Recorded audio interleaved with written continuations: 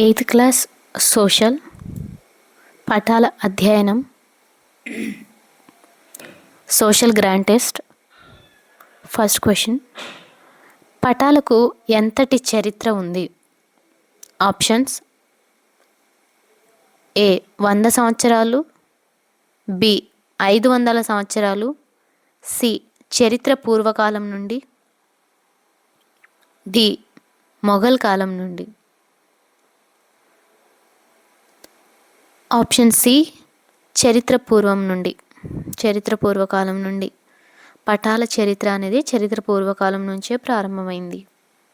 మనకి ఈ క్వశ్చన్స్ ఎంత ఇంపార్టెంటో ఈ ఈ బాక్స్ కూడా మనకి అంత ఇంపార్టెంట్ అండి. ఇందులోంచి చాలాసార్లు అడిగారు బిట్స్. అంటే ఏ విధంగా అడిగారో ఇప్పుడు చూద్దాం ఒకసారి.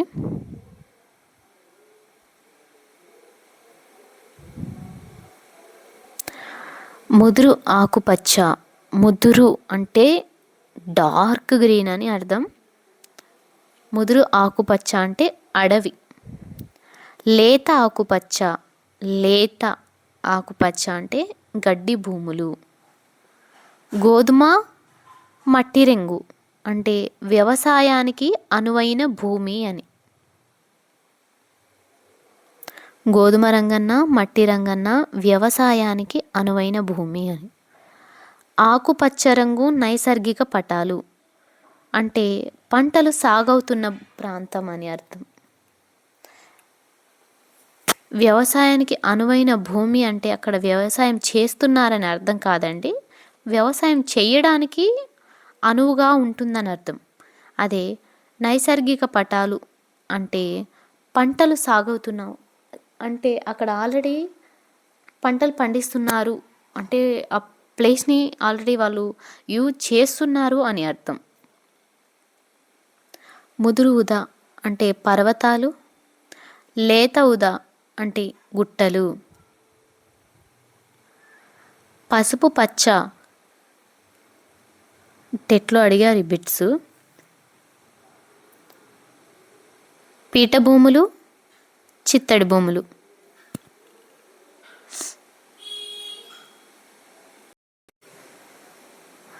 పసుపు పచ్చ అంటే పీఠభూములు, చిత్తడి భూములు. అలాగే లేత ఎరుపు అంటే బంజరు భూములు. లేత ఎరుపు అంటే బంజరు భూములు.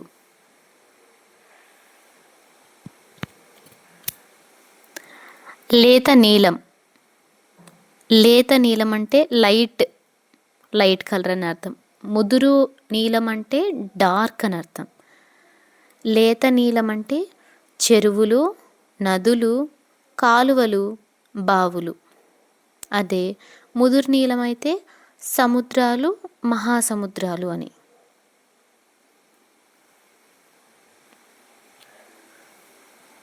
తెలుపు అంటే ఖనిజాలు లభ్యమయ్యే ప్రదేశాలు అని. నలుపు అంటే సరిహద్దులు.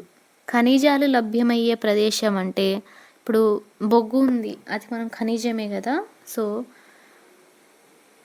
బొగ్గు రంగు అని అడిగితే చెప్పలేం, కానీ ఖనిజాలు లభ్యమయ్యే ప్రదేశాలు ఇప్పుడు ఈ పర్టిక్యులర్ పాయింట్ ప్రకారం మనము తెలుపు అనే పెట్టాలి బొగ్గుకి. బొగ్గు ఖనిజం కదా, సో దాని కలర్ అడిగితే మనము తెలుపు అని చెప్పాలి. నలుపు అనేది ఇక్కడ సరిహద్దుకి వాడతాం.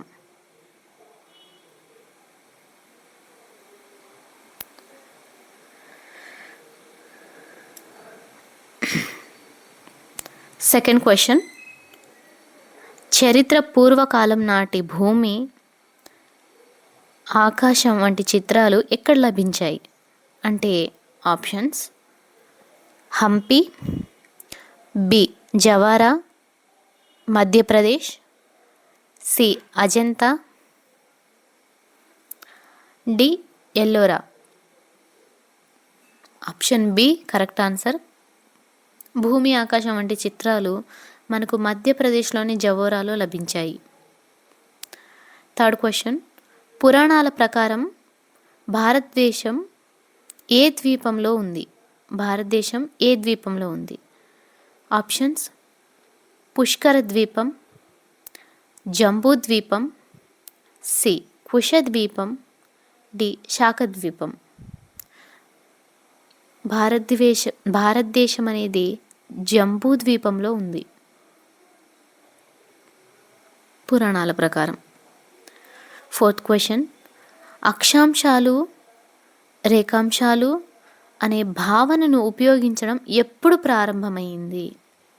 ఆప్షన్స్: ఏ క్రీస్తు పూర్వం 5వ శతాబ్దం, బి క్రీస్తు శకం 5వ శతాబ్దం, సి క్రీస్తు శకం 10వ శతాబ్దం, డి క్రీస్తు శకం 15వ శతాబ్దం.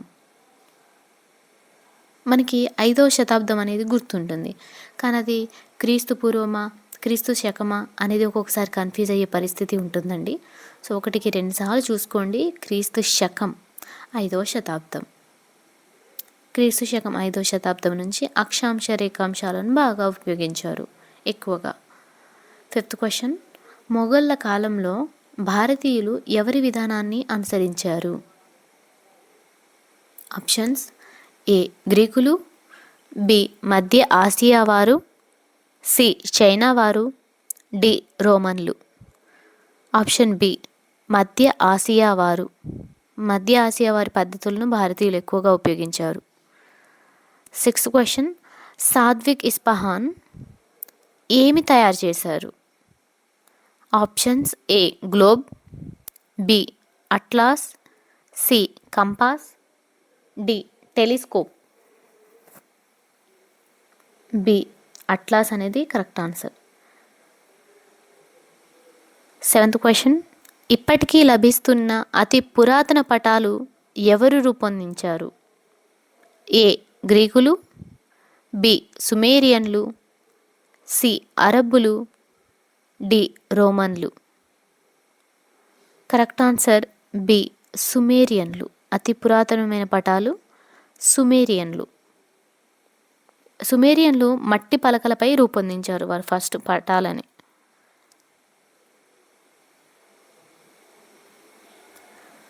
8th క్వశ్చన్: సుమేరియన్లు పటాలను దేనిపై రూపొందించారు?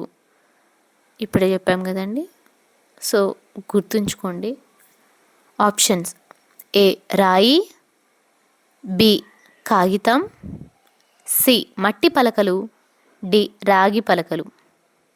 సో కరెక్ట్ ఆన్సర్ వచ్చేసి సి మట్టి పలకలు. డి. 9th క్వశ్చన్: మొదటి ప్రపంచ పటాలను ఎవరు రూపొందించారు? మొదటి ప్రపంచ పటాలను. మొదటి పటాలను సుమేరియన్లు తయారు చేశారండి. బట్ ఇక్కడ ప్రపంచ పటాలను, మొదటి ప్రపంచ పటాలను మనకి ఎవరు రూపొందించారు చూద్దాం. ఆప్షన్ ఏ రోమన్లు, బి బాబిలోనియన్లు, సి గ్రీకులు, డి భారతీయులు. కరెక్ట్ ఆన్సర్ వచ్చేసి బి బాబిలోనియన్లు. బాబిలోనియన్లు ప్రపంచ పటాలను రూపొందించారు. 10th క్వశ్చన్: బాబిలోనియన్లు ప్రపంచాన్ని ఎలా ఉపయోగించారు, ఎలా ఊహించారు? 10th క్వశ్చన్: బాబిలోనియన్లు ప్రపంచాన్ని ఎలా ఊహించారంటే ఆప్షన్స్: ఏ బంతిలాగా, బి చదరంగంగా, సి గుండ్రటి పళ్ళెంలాగా, అండ్ డి త్రిభుజంగా. బాబిలోనియన్లు గుండ్రటి పళ్ళెంలాగా ఊహించారండి. C. 11th question: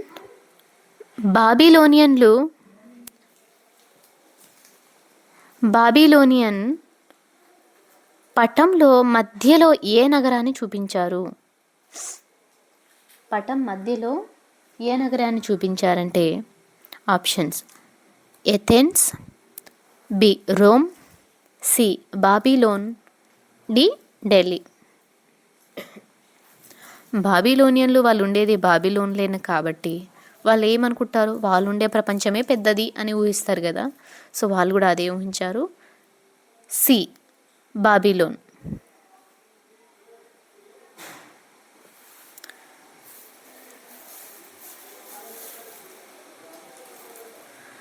12th question. Anaximander ఏ దేశానికి చెందినవారు? Options: A Bharat, B Greece, C Egypt, D China. Answer B Greece. Anaximander అనేది మనకి భౌగోళిక శాస్త్రవేత్త అండి. 13th question. గ్రీకులు ప్రపంచాన్ని ఎన్ని ఖండాలుగా విభజించారు? ఆప్షన్స్: ఏ 2 ఖండాలుగా, బి 3, సి 5, డి 7. గ్రీకులు 3 ఖండాలుగా విభజించారండి. బి అనేది కరెక్ట్ ఆన్సర్. ఆ 3 ఖండాలు ఏంటంటే, ఒకటి యూరప్, లిబియా అంటే ఆఫ్రికా అని అర్థం. లిబియాకి మరొక పేరు ఆఫ్రికా, అంటే ఓల్డ్లో లిబియా అనేవాళ్ళు, ఇప్పుడు ప్రజెంట్ ఆఫ్రికా అని అంటున్నారు. C Asia. ఈ 3 ఖండాలే గ్రీకులు చూపించారు.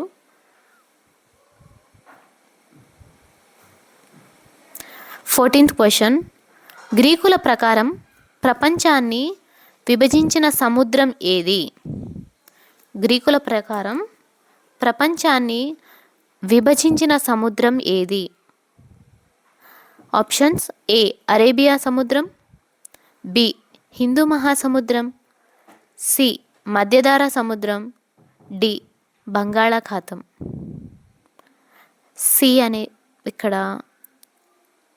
సి అనేది కరెక్ట్ ఆన్సర్. మధ్యధరా సముద్రం. ఈ 3 ఖండాలు ఉంటాయి కదండి, ఈ 3 ఖండాలని మధ్యధరా సముద్రం విభజిస్తుంది అని వాళ్ళు భావించారు. సో ఈ 3 ఖండాలని మధ్యధరా సముద్రం విభజిస్తుంది. అలా 3 ఖండాలు విభజిస్తున్నట్లు వాళ్ళు గుర్తించారు. వాళ్ళ పటాన్ని అదే విధంగా తయారు చేశారు. So 15th question. మెరీడియస్కి మరొక పేరు ఏమంటారు? మెరీడియన్ అంటే దాని ఇంకో నేమ్, మారు పేరు ఏమిటి అని. ఆప్షన్స్: ఏ అక్షాంశం, బి రేఖాంశం, సి కాంటూరు రేఖ, డి సరిహద్దు రేఖ. మెరిడియన్ అంటే మనకి రేఖాంశం అండి, బి. 16th question. అక్షాంశాలు రేఖాంశాలు సరిగ్గా గీయడానికి సుమారు ఎంత కాలం పట్టింది? ఎంత సమయం తీసుకున్నారు అంటే, ఆప్షన్స్: 500 సంవత్సరాలు, బి 1000 సంవత్సరాలు, సి 2000 సంవత్సరాలు, అండ్ డి 3000 సంవత్సరాలు. అక్షాంశ రేఖాంశాలు సరిగ్గా గీయడానికి 2000 సంవత్సరాలు పట్టిందండి వాళ్ళకి. సి. 17 క్వశ్చన్ నెంబర్. అక్షాంశాలు రేఖాంశాల వల్ల ఎక్కువ ప్రయోజనం పొందినవారు ఎవరు? ఆప్షన్స్: ఏ రైతులు, బి నావికులు యాత్రికులు, సి వైద్యులు, డి ఉపాధ్యాయులు. మనకి అక్షాంశ రేఖాంశాలు అనేది మనకి రూట్ తెలుసుకోవడానికండి. అంటే నావికులు వాళ్ళు పడవ ప్రయాణం చేసేటప్పుడు వీటిని ఎక్కువగా ఉపయోగించారని మనకి చరిత్ర చెప్తుంది. సో నావికులు యాత్రికులకి బాగా ఉపయోగపడుతుంది. ఇప్పటికీ కూడా మనకి పటాలు అనేది చాలా అవసరం. గమ్యస్థానాలను గుర్తించడానికి చాలా ఉపయోగపడతాయి పటాలు, అక్షాంశాలు రేఖాంశాలు అనేవి. Question number 18. అక్షాంశాలు రేఖాంశాలను ఉపయోగించి సవివర పటాలు రూపొందించిన ప్రాచీన భౌగోళిక శాస్త్రవేత్త మనం ఇందాకలే అనుకున్నాం ఎవరో. ఆ పాయింట్ భౌగోళిక శాస్త్రవేత్త గుర్తించిన మనకి ఇది వచ్చేస్తుంది bit. Options: Herodotus, B Ptolemy, C Hecataeus, and D Mercator. సవివర పటాలు అని అడిగాడు ఇక్కడ. సవివర పటాలు వచ్చేసి మనకి టాలమీ అండి.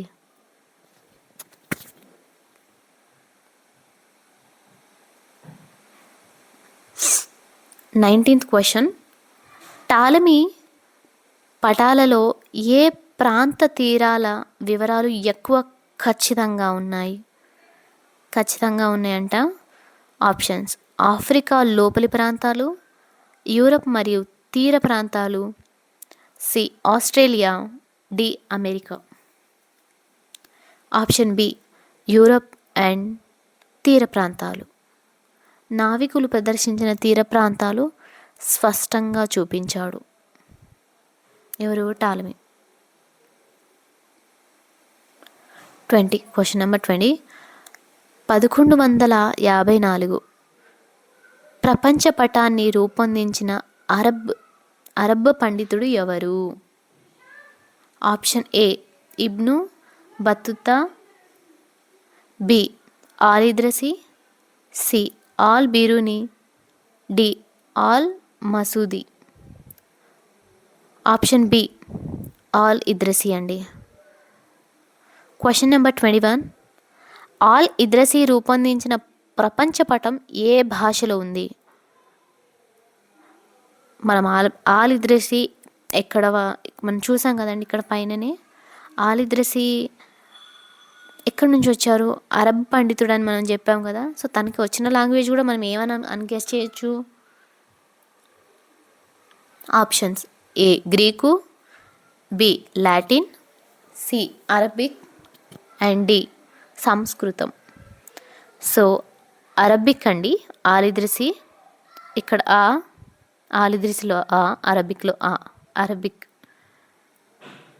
Al Idrisi 22nd question, al Idrisi పటంలో ఏ ఖండం పూర్తిగా చూపించబడింది? Options: A Africa, B Eurasia, C Australia, D దక్షిణ అమెరికా. ఆల్ ఇద్రసి మనకి యూరేషియా ఖండం పూర్తిగా చూపించాడండి. యూరేషియా అంటే ఇక్కడ యూరప్ అండ్ ఆసియా, ఈ రెండింటిని కలిపి యూరేషియా అంటారు. 23వ క్వశ్చన్, టాలమీ గ్రంథాలను యూరోపియన్లు తిరిగి కనుగొన్న కాలం. టాలమీ గ్రంథాలను యూరోపియన్లు కనుగొన్న కాలం. ఆప్షన్స్: క్రీస్తు శకం 1200, బి క్రీస్తు శకం 1480, సి 1600, క్రీస్తు శకం 1600, డి క్రీస్తు శకం 1700. కరెక్ట్ ఆన్సర్ క్రీస్తు శకం 1480, బి. 24th క్వశ్చన్, పశ్చిమ దిశగా ప్రయాణించి అమెరికాను కనుగొన్న వారు ఎవరు? Options: A Vasco da Gama, B Columbus, C Magellan, D Cook. And correct option వచ్చేసి కొలంబస్. అమెరికాను కనుగొన్నది కొలంబస్. 25th క్వశ్చన్, అమెరికా చుట్టూ తిరిగి భారతదేశాన్ని చేరుకున్నవారు ఎవరు? Options: A Columbus, B Marco Polo, C Vasco da Gama, D James Cook. ఆఫ్రికాను చుట్టి భారతదేశాన్ని చేరుకున్నవారు మనకి వాస్కోడా గామా అండి. సముద్ర మార్గాన్ని చేరుకొని భారతదేశాన్ని చేరుకున్నారు. 26వ క్వశ్చన్, పటాల తయారీ పితామహుడుగా ప్రసిద్ధి చెందినవారు ఎవరు? Options: A Ptolemy, B al Idrisi, C Gerardus Mercator, D Herodotus. Mercator పటాల తయారీ పితామహుడు అని అంటామండి. So గెరాడస్ Mercator. 27th క్వశ్చన్, నేటి ప్రపంచ పటాలకు ఆధారమైన ప్రసిద్ధ ప్రక్షేపణం ఏది? ప్రక్షేపణం 27th question. Options: A Ptolemy ప్రక్షేపణ, బి మెర్కేటర్ ప్రక్షేపణ, సి లాబ్డర్ ప్రక్షేపణ, డి పోలార్ ప్రక్షేపణ. నేటికి ఎక్కువగా ఉపయోగిస్తున్నది బి మెర్కేటర్ ప్రక్షేపణ. 28వ ప్రశ్న. భారతదేశంలో సర్వేక్షణ శాఖ సర్వే ఆఫ్ ఇండియా ఎందుకు ఏర్పాటు చేశారు? ఆప్షన్స్: వ్యవసాయం కోసం, బి దేశ పటాల తయారీ కోసం, సి జనాభా లెక్కల కోసం, డి వర్షపాతం కోసం. ఆన్సర్ వచ్చేసి బి దేశ పటాల తయారీ కోసం. పటాలు తయారు చేయడానికి సర్వే ఆఫ్ ఇండియా అనేది ఏర్పాటు చేశారు. 29th question. భారతదేశ మొదటి సర్వేయర్ జనరల్ ఎవరు?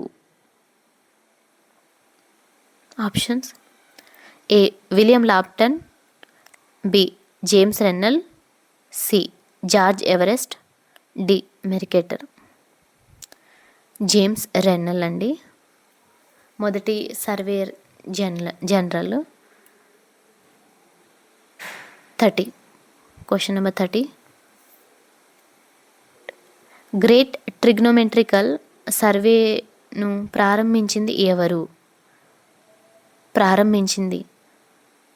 Options: George Everest, B William Lambton, C Ptolemy, D Mercator. ఈ సర్వేను విలియం లాంప్టన్ ప్రారంభించారు. సో మనకి ఆప్షన్ కరెక్ట్ ఆన్సర్ వచ్చేసి విలియం లాంప్టన్.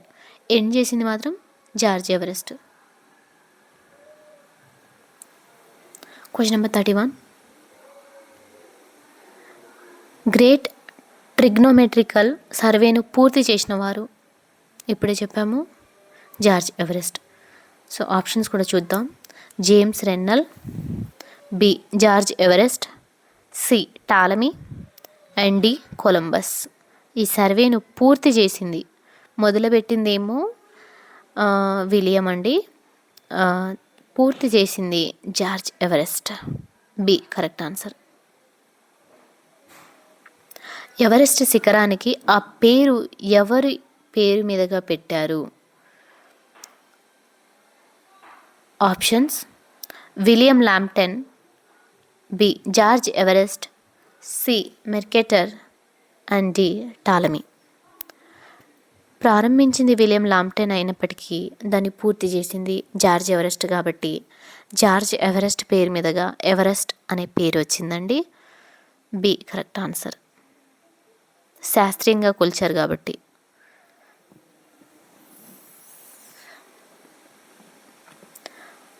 33వ ప్రశ్న.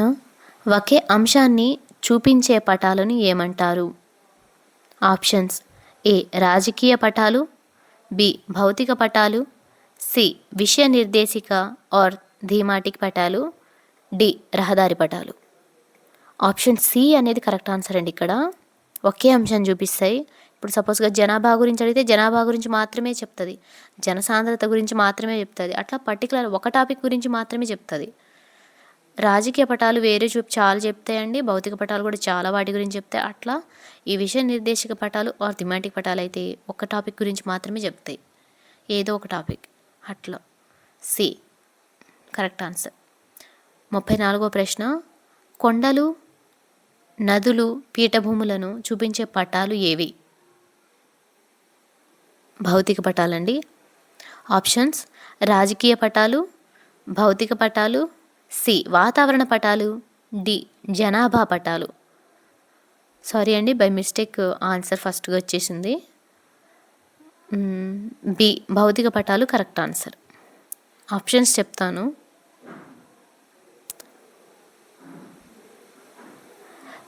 Thirty-fifth question. సముద్ర మట్టం నుండి ఒకే ఎత్తులో ఉన్న ప్రదేశాలను కలిపే రేఖలను ఏమంటారు? ఒకే ఎత్తు.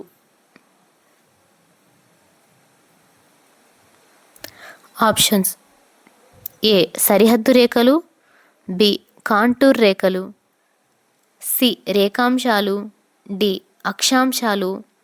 వీటిని ఐసోలైన్స్ అని కూడా అంటారు. బి అండి, మనకి ఒకే ఎత్తు అనగానే గుర్తు రావాలి కాంటూర్ రేఖలని. కాంటూర్ రేఖలకి మరో పేరు ఐసోలైన్స్.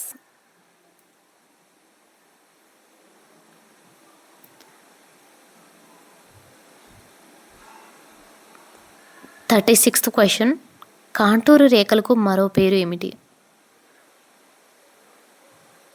Options: A grid lines, B isolines, C meridians, D parallels. Answer B isolines. అంటే క్వశ్చన్స్ ఏ విధంగా అడుగుతాడమని చెప్పలేం కదా, సో ప్రాక్టీస్ చేయడం కోసం ఆ విధంగా ఇవ్వడం అయితే జరిగింది బిట్స్. 37వ ప్రశ్న, కాంటూరు రేఖలు దగ్గరగా ఉంటే దేనిని సూచిస్తాయి?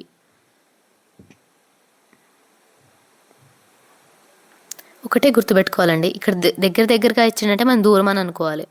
అదే దూరంగా అని అన్నాడు అనుకో, మనం దగ్గర ఉందని అనుకోవాలి. ఇక్కడ దగ్గర ఉన్నది అని అన్నాడంటే మనం దూరం అంటే చాలా వాళ్ళు ఉంది అని మనం అనుకోవాలండి. సో ఆప్షన్స్: చదునైన భూమి, బి తక్కువ, అంటే క్వశ్చన్ చదువుతాను. 37th క్వశ్చన్, కాంటూరు రేఖలు దగ్గరగా ఉంటే దేనిని సూచిస్తాయి? ఆప్షన్ ఏ చదునైన భూమి, బి తక్కువ ఎత్తు, సి నిటారైన వాలు, డి సముద్రం. ఇక్కడ సి అనేది కరెక్ట్ ఆన్సర్ అండి. నిటారైన వాలు, తీవ్రమైన వాలు ఉందని అర్థం. అంటే ఇక్కడ దగ్గర అన్నాడు కాబట్టి మనం తీవ్రంగా దూరంగా ఉందని అనుకోవాలని చెప్పా కదా, సో మనకి తీవ్రంగా ఉంది కాబట్టి పెద్దగా గీసాను లైన్. 38వ ప్రశ్న, పటాల సంకలనాన్ని ఏమంటారు? Options: A globe, B atlas, C sketch, D chart.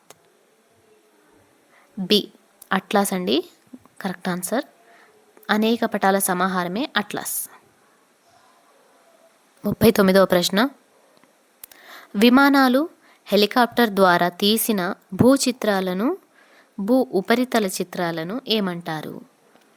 Options: ఏ ఉపగ్రహ చిత్రాలు, బి ఉపరితల ఛాయాచిత్రాలు, సి కాంటూర్ పటాలు, డి థీమాటిక్ పటాలు. ఉపరితల ఛాయాచిత్రాలండి కరెక్ట్ ఆన్సర్. 40వ ప్రశ్న, కృత్రిమ ఉపగ్రహాల ద్వారా తీసిన భూ ఉపరితల చిత్రాలను ఏమంటారు? ఆప్షన్స్: కృత్రిమ ఉపగ్రహాల ద్వారా వైమానిక ఛాయాచిత్రాలు, బి ఉపగ్రహ ఛాయాచిత్రాలు, సి భౌతిక పటాలు, డి రాజకీయ పటాలు. కరెక్ట్ ఆన్సర్ వచ్చేసి ఉపగ్రహ ఛాయాచిత్రాలు, బి. వీటిని కృత్రిమ ఉపగ్రహాలు, అంతరిక్షంలోని కృత్రిమ ఉపగ్రహాల ద్వారా తీసిన ఛాయాచిత్రాలు అని అర్థం. మీకు ఈ వీడియో కనుక నచ్చితే ఒక్కసారి లైక్ చేయండి. అండ్ మీకు ఇలాంటి వీడియోస్ కావాలంటే అండ్ ఈ పీడిఎఫ్స్ కావాలంటే ఈ మన వాట్సాప్ ఛానల్లో ఫ్రీగా ప్రొవైడ్ చేస్తున్నామండి. పీడిఎఫ్స్ కావాలంటే వాట్సాప్ ఛానల్లో జాయిన్ అవ్వండి. థ్యాంక్ యూ ఫర్ వాచింగ్ అండి.